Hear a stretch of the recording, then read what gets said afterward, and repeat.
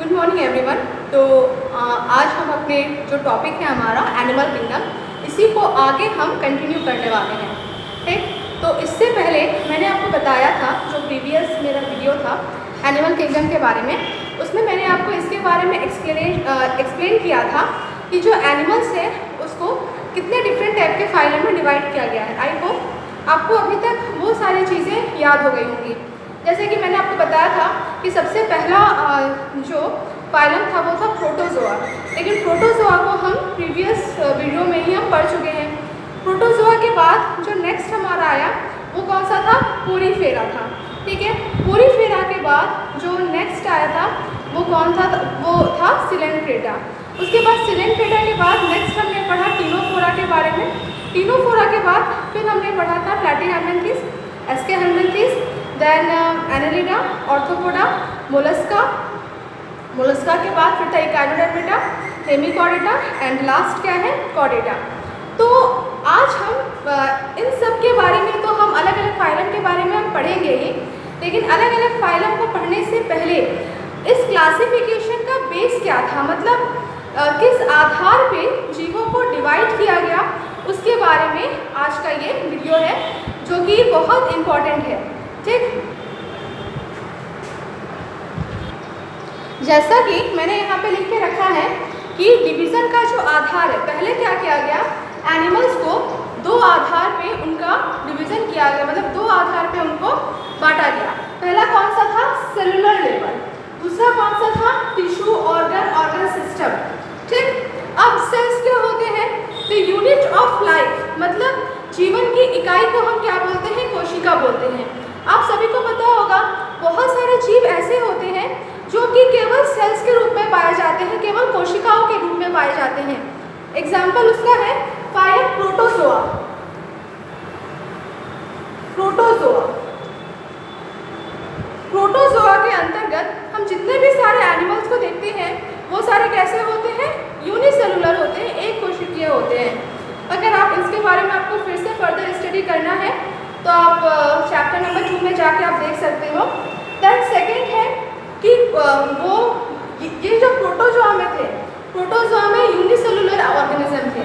इसके बाद जो आता है वो आता है मल्टीसेलुलर, मतलब कोशिकाएं जो सेल्स होंगी वो तो बहुत सारी होंगी, लेकिन सेल्स मिलकर टिश्यू का फॉर्मेशन नहीं करेंगी। दैट मीन्स क्या होगा, उसमें सेलुलर लेवल का ऑर्गेनाइजेशन उसकी बॉडी में पाया जाएगा, बट सेल्स मिलकर क्या करेंगे? टिश्यू का फॉर्मेशन वो नहीं करेंगे। तो इस तरह का जो बॉडी ऑर्गेनाइजेशन जो पाया जाता है वो किस में देखने को मिलता है? वो देखने को मिलता है पोरीफेरा के जंतुओं में। ठीक, मतलब क्या होगा? जैसे अगर मैं आपको बताऊं, सबसे पहला यूनिट ऑफ लाइफ हम कहते हैं सेल को। सेल्स जब बहुत सारी कोशिकाएं आपस में मिल जाती हैं तो बनता है टिश्यू।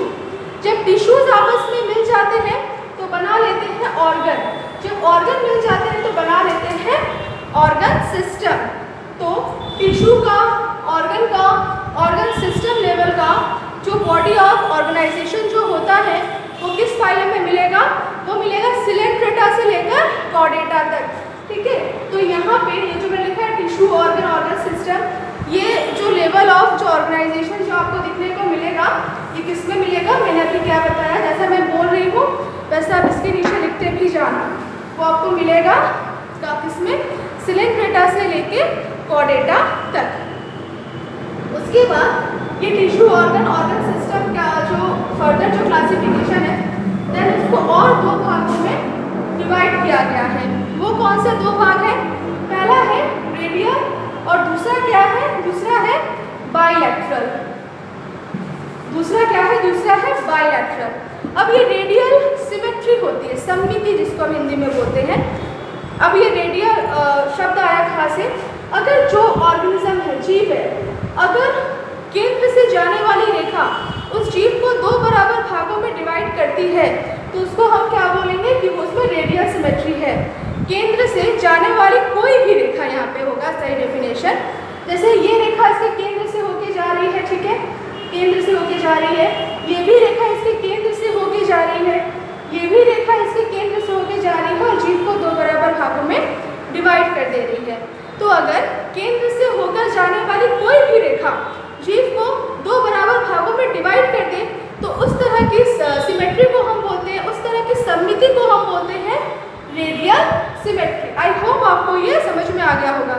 रेडियल सिमेट्री किस फाइलम के जंतुओं में देखने को मिलेगा? तो सिलेंट्रेटा के और टिनोफोरा के। कौन से दो फाइलम के जंतुओं में देखने को मिलेगा? सिलेंट्रेटा के और टिनोफोरा के जंतुओं में आपको रेडियल सिमेट्री देखने को मिलती है। देन दूसरा है बायलैटरल सिमेट्री। ठीक है, बायलैटरल सिमेट्री मतलब क्या होता है? केवल एक रेखा जो केंद्र से होकर जाए और जीव को दो बराबर भागों में डिवाइड करे, उसको हम बोलते हैं बायलैटरल सिमेट्री। हिंदी में इसको बोला जाता है द्विपार्श्व सममिति। मतलब केवल एक ही ऐसी रेखा होगी जो कि केंद्र से होकर जाएगी और वो जीव को दो बराबर भागों में डिवाइड कर देगी। जैसे अगर हम आपको बताएं तो ह्यूमन बीइंग है, प्रॉपर तो नहीं बनेगा यहाँ पे, जैसे ये ह्यूमन है, ठीक है, इसका ये यहाँ पे गला है, इसकी बॉडी है, इसके दो पैर, पता नहीं क्या बन रहा है।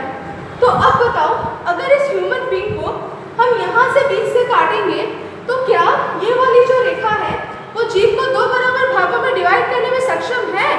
नहीं, केवल ऐसे जो लंबवत इसकी जो रेखा जो जाएगी वही जो रेखा होगी वो जीव को दो बराबर भागों में डिवाइड करेगी। तो एक लंबवत ऐसी रेखा जो जीव को दो बराबर भागों में डिवाइड करती हो, उसी को हम क्या बोलेंगे कि इसमें क्या है? बायलैटरल सिमेट्री है। रेडियल सिमेट्री कब बोलेंगे? कि केंद्र से होकर जाने वाली कोई भी रेखा अगर जीव को दो बराबर भागों में डिवाइड करती हो, दैट मीन्स इसमें रेडियल सिमेट्री है। लेकिन बायलैटरल सिमेट्री कब बोलेंगे? केंद्र से होकर जाने वाली केवल एक रेखा ऐसी होगी जो कि जीव को दो बराबर भागों में अगर डिवाइड करती है तो उसको हम बोलेंगे कि वो बायलैटरल सिमेट्री है। तो रेडियल सिमेट्री के अंतर्गत मैंने तो आपको बताया कि फाइलम सिलेंट्रेटा और टिनोफोरा के एनिमल्स आपको दिखने को मिलेंगे।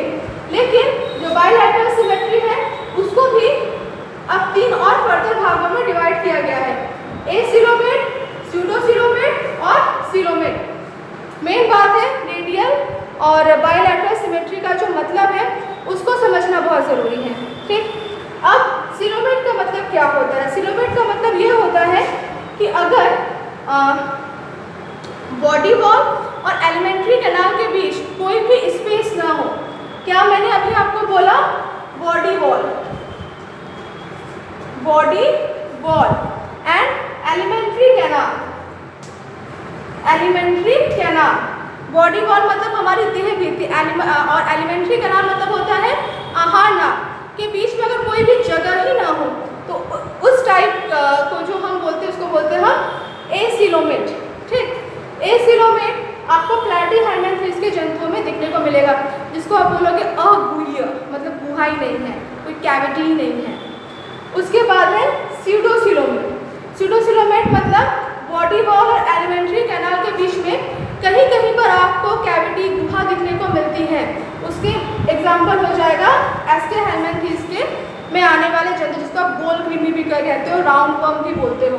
और सिलोमेट मतलब आ जाएगा कि सिलोमेट मतलब गुह्य जंतु, मतलब जिसमें क्या हो, बॉडी वॉल और एलिमेंट्री कैनाल के बीच में आपका प्रॉपर स्पेस हो, प्रॉपर जगह हो। तो ये था क्लासिफिकेशन करने का आधार। तो एसिलोमेट के अंतर्गत जो फाइलम आता है वो है प्लैटीहेल्मिन्थेस। स्यूडोसिलोमेट के अंतर्गत जो फाइलम आता है वो है एस्टेहेल्मिन्थेस। और सिलोमेट के अंतर्गत जो फाइलम आता है वो है एनालिडा से लेकर कॉर्डेटा तक। आप यहाँ पे लिख देना, एनालिडा से लेकर कॉर्डेटा तक। तो आज मैंने आपको क्या बताया? आज मैंने आपको डिवीजन का आधार बताया कि किस किस आधार पे क्या किया गया है, जीवों को प्रॉपर वे में डिवाइड किया गया है। आई होप आपको आज का लेक्चर बहुत अच्छे से समझ में आया होगा और आप एनसीईआरटी को एक बार मेरे वीडियो बनाने के बाद पढ़ना। मैं अभी कुछ देर में नोट्स भी आपको भेज दूँगी, तो अगर कोई भी डाउट है तो आप उस डाउट को प्लीज़ क्लियर कर लेना, क्योंकि एनिमल किंगडम बहुत इंपॉर्टेंट चैप्टर है और जो भी मेडिकल की प्रिपरेशन कर रहे हैं कम से कम इस टॉपिक से 5-6 क्वेश्चन हर साल नीट के एग्ज़ाम में पूछे जाते हैं। ठीक, तो और एक बात और कि ये थोड़ा सा कॉम्प्लेक्स चैप्टर है और थोड़ा सा लेंदी भी है, तो मेरे साथ साथ आप लोग पढ़ने की कोशिश करना, मेरे साथ साथ वीडियोस को देखना, क्योंकि बीच में अच्छा खासा मैंने आपको टाइम दिया था। तो मैं उम्मीद करती हूँ कि इस टाइम में आपका वो जो वर्क है फर्स्ट चैप्टर से लेकर थर्ड चैप्टर तो पूरा नोट्स आपने कंप्लीट कर लिया होगा। और बस इसी तरह से आप आगे बढ़ते रहो। थैंक यू बेटा।